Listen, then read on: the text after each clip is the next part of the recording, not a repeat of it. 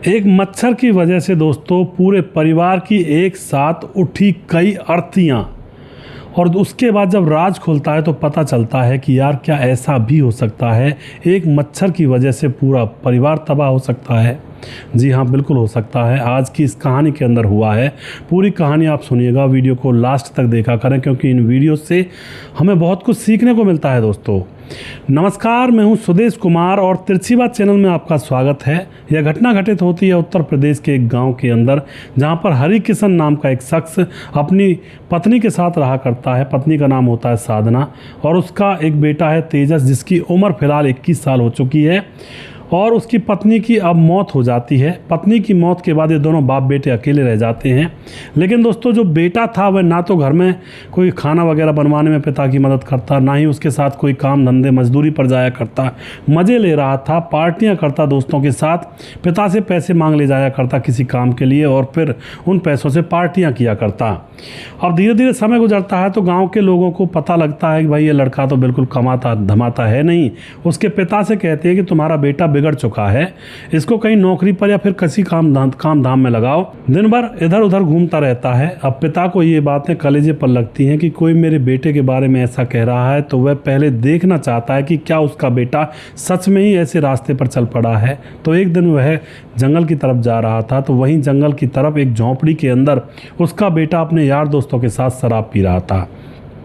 अब तो यह देखकर पिता एकदम से बेकाबू सा हो जाता है, मगर दोस्तों वह चुप लगा जाता है, कुछ नहीं कहता है। उसके बाद वह अब जमींदार के घर पर जाता है और वहाँ जाकर कहता है कि मेरे बेटे के लिए छोटी मोटी नौकरी चाहिए जमींदार साहब, वह बिगड़ चुका है, अपने यार दोस्तों के साथ बैठकर शराब पीता है, वह किसी काम में लगेगा तो वह सुधर जाएगा। तो जो जमींदार होता है कह देता है कि मेरे खेतों पर अपने बेटे को भेज देना। उसके बाद जो पिता होता है अपने घर जाता है। शाम को बेटा उसके पास आता है तो अपने बेटे से पिता कहता है कि तुझे कल से जमींदार के खेतों में काम करने के लिए जाना पड़ेगा। लेकिन बेटा क्यों जाए आखिर किसी के खेत में काम करने? जो पैसे मांगता वो पिता पैसे दे दिया करता, उनको वह शराब में उड़ा दिया करता। उसको क्या मतलब था किसी के खेत में काम करे? तो उसके बाद मना कर देता है कि मुझसे किसी के यहाँ पर काम नहीं होगा, ना नौकरी होगी। अब तो जो पिता होता वही पुराना फॉर्मूला अपनाता है, पैसा देना उसको बंद कर देता है कि बेटा पैसा कहाँ से आएंगे, जब तू कमाएगा नहीं पैसा उठाने के लिए कहाँ से आए। तकरीबन 20 दिन के अंदर अंदर ही उसकी अकल ठिकाने आ जाती है और उसके बाद तेजस खेतों में काम करने के लिए तैयार हो जाता है और उसका पिता उसको खेतों पर छोड़ आता है, जमींदार से कह देता है। और उसके बाद दोस्तों अब तेजस वहाँ पर काम करने लगता है। 1 महीना गुजर जाता है। 1 महीना गुजरने के बाद जमींदार ने उसको तनख्वाह दे दी होती है 10,000 रुपये। 10,000 रुपये लेकर वह बहुत खुश हो जाता है कि अब तो दारू पीऊँगा आज पेट भर के। और अपने दोस्त सूरज के पास फ़ोन करता है, उसको बुला लेता है कि आजा दारू लेकर आजा, खेतों पर हूँ मैं, ट्यूबवेल चल रहा है, यहीं पर आराम से मूड बनाएंगे। उसका दोस्त वहाँ पर पहुँच जाता है दारू चखना सब कुछ लेकर के, क्योंकि पूरे दिन भर खेतों में पानी जो चलना था, रात को भी पानी चलना था। तो जमींदार अपने घर था, वह लोग वहाँ पर दारू पीने लगते हैं। मगर दोस्तों तभी अचानक वहीं पर खेतों पर एक 45 साल की गाँव की औरत चारा लेने के लिए आ जाती है। अब जो 45 साल की सिलोचना नाम की औरत थी, उसका चरित्र ठीक नहीं था। इन लोगों ने भी सुन रखा था उसके बारे में कि ये गांव में किसी के साथ चली जाती है। अब तो ये एकदम से सोचने लगता है जो लड़का होता है तेजस की, अगर हम इससे कहेंगे, इसको पैसे देंगे तो शायद ये बात मान जाएगी, क्योंकि आज तो उनके पास पैसे थे भाई, कहाँ तो उसको 500-200 रुपये मिला करते थे, अब उसके पास 10,000 रुपये हैं। तो उसको लगता है कि आज तो अंबर दुनिया अपनी मुट्ठी में कर लूँगा। और उसके बाद वह दोनों दोस्त शराब के नशे में उस महिला के पास पहुँच उससे बात करते हैं कि हमें तुम्हारे साथ समय गुजारना है, बताओ कितने पैसे लोगी। वह कहती है कि मैं 1,000 रुपये लूँगी। तो वह कहता हम दोनों हैं। तो वह कहती है कि मुझे 2,000 रुपये चाहिए। अब उसके बाद उसको 2,000 रुपये उसकी जेब में रख देते हैं और उसके बाद उसको खेतों में ले जाते हैं। वहाँ पर मच्छर बहुत थे दोस्तों, घास में जैसे ही पाँव लगाते तो बहुत सारे मच्छर सफ़ेद रंग के उड़ने लगते वहाँ पर। लेकिन वह हवस के वासना के अंधे हुए थे फिलहाल। तो वह खेतों में ले जाते हैं उस औरत को और वहाँ जाकर उसके साथ वह गलत काम करने लगते हैं। तीनों बारी बारी गलत काम करने के बाद जैसे उनका काम ख़त्म होने वाला था, तभी वहाँ पर रतन जमींदार पहुँच जाता है। उनको ऐसी हालत में देख करके वह गुस्सा करने लगता है और तेजस को वार्निंग दे देता है और उस औरत से कहता है कि आज के बाद मेरे खेतों में चारा लेने के लिए मत आ जाना। तो अपने गांव में ही रहे। और उसके बाद दोस्तों जो दोस्त होता है तेजस का, वो तो अपने घर चला जाता है, सूरज भाग जाता है वहाँ से, तेजस वहीं पर रह जाता है। और जो ज़मींदार होता है वार्निंग देता है कि आज तो तेरी गलती माफ़ कर दी, लेकिन आज के बाद नहीं करूँगा, मेरे खेतों में ये सब होना नहीं चाहिए। और रात को तुम्हें पानी लगाना है, ये लो तुम्हारे लिए खाना लेकर आया हूँ। शाम के 5 बजे थे उस टाइम, तो वह खाना लेकर गया था ज़मींदार, क्योंकि दोस्तों ज़मींदार खुद ही खाना वगैरह खिला दिया करता था, वह ठीक ठाक ज़मींदार था। अब तेजस खाना खा लेता है, शराब के नशे में धुत था। अभी आधी बोतल और रखी हुई थी, क्योंकि आधी बोतल ही ख़त्म हुई थी, इतने उन्होंने कर्मकांड कर दिया था। चुपचाप अंदर रखी थी, तो रात के समय में पानी चलाया हुआ था, खेतों पर कोई था नहीं, और वह और शराब पी लेता है। और शराब पीने के बाद वह खेतों की तरफ चक्कर लगाने जाता है, तो उसका पाँव फिसल जाता है और वहीं पर घास में, जहाँ पर बड़े बड़े मच्छर थे और झिंगुरों की बोलने की आवाज़ें आ रही थी, वहीं पर वह गिर जाता है। और फिर नशे में वह उठ ही नहीं पाता है, रात भर वहीं पर पड़ा रहता है। और जैसे सुबह उसका नशा हल्का होता है, वह उठता है, तो वह देखता है कि उसका तो गड़बड़ मामला है, क्योंकि दोस्तों उसने जो कपड़े थे वो उतारे हुए थे।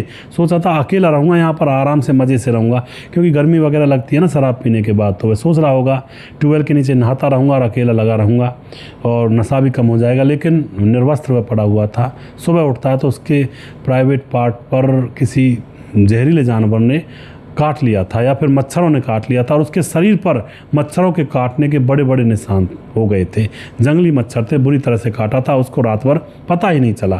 अब तो सुबह उठता है, प्राइवेट पार्ट बुरी तरह से सूजा हुआ था, तो वह घबरा जाता है। उसके बाद अपने दोस्त को बुलाता है, जो उसका दोस्त था जिसने शराब पी थी साथ में, सूरज उसका नाम होता है। वह आता है बाइक लेकर के, उसको बिठा कर ले जाता है हॉस्पिटल। डॉक्टर देख कर कहता है कि तुम्हें किसी या तो जहरीले मच्छर ने काटा है प्राइवेट पार्ट से, या फिर किसी जहरीले जानवर ने काट लिया है, और यह मुश्किल से ठीक होगा, मैं दवाइयाँ दे देता हूँ, क्योंकि नीला पड़ गया था उसका कलर, बहुत जहर भर चुका था। डॉक्टर ने दवाइयाँ दी जैसे तैसे, पैसे तो उनके पास थे ही, और कह दिया था कि 1 महीने तक मतलब इसका यूज़ मत करना, आराम से रहने देना, और तू भी आराम से रहना। अब तो यहाँ पर 1 महीने के बाद वह सही होने वाला था, हो सकता है 6 महीने में भी सही हो, क्योंकि बहुत ज़्यादा क्रिटिकल कंडीशन थी।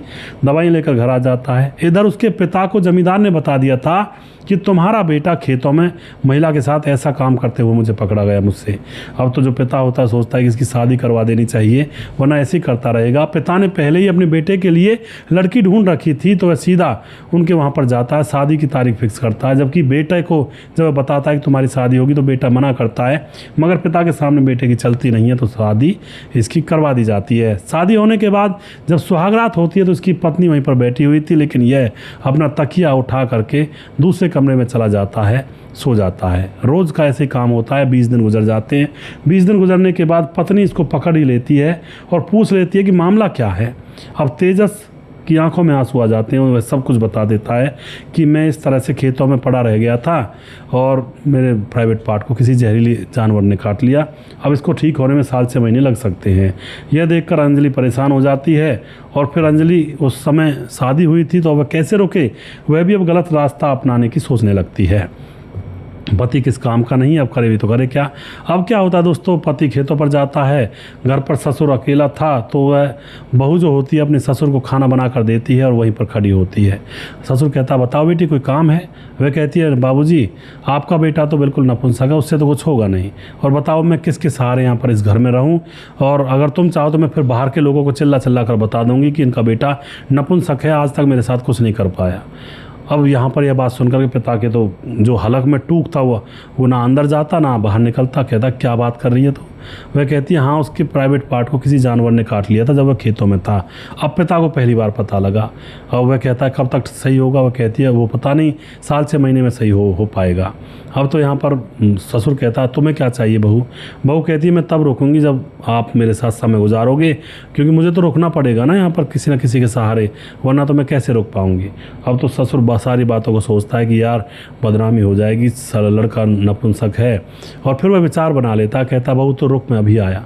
फिर वह जाता है, शराब पी कर आता है कहीं बैठ करके। शराब पीने के बाद घर में आ जाता है और फिर बहू का हाथ पकड़ लेता है, और उसके बाद दोनों एक हो जाते हैं। दोस्तों 1 घंटे तक दोनों एक दूसरे की शारीरिक ज़रूरत जो होती है, शारीरिक ज़रूरत उसको पूरा करते हैं। अब तो बड़ा सुकून मिलता है बहू को। और उसके बाद दोस्तों अब यहाँ पर क्या होता है, बार बार यह अपनी शारीरिक ज़रूरत को एक दूसरे से पूरा करने लगते हैं। एक दिन की बात होती है, इस कहानी में नया ट्विस्ट आता है। 6 नवंबर 2025 को तेजस को शहर जाना था, तो घर पर तीनों थे। तेजस खाना खाने के बाद शहर के लिए निकल जाता है और घर पर ससुर और बहू रह जाते हैं। एकदम से तुरंत ससुर और बहू मस्ती करने लगते हैं। 10 मिनट ही हुए थे तभी दोस्तों जो लड़का होता है तेजस, उसका फ़ोन घर पर रह गया था। वो अपना फ़ोन लेने आता है, आकर इन दोनों को ऐसी अवस्था में देख लेता है। उसका पारा 7वें आसमान पर चढ़ जाता है और वहीं पर पड़ा हुआ एक फावड़ा उठाता है। पहले पिता के ऊपर वार करके उसकी जीवन लीला समाप्त करता है, फिर रास्ते में ले जाकर अपनी पत्नी की जीवन लीला समाप्त करता है।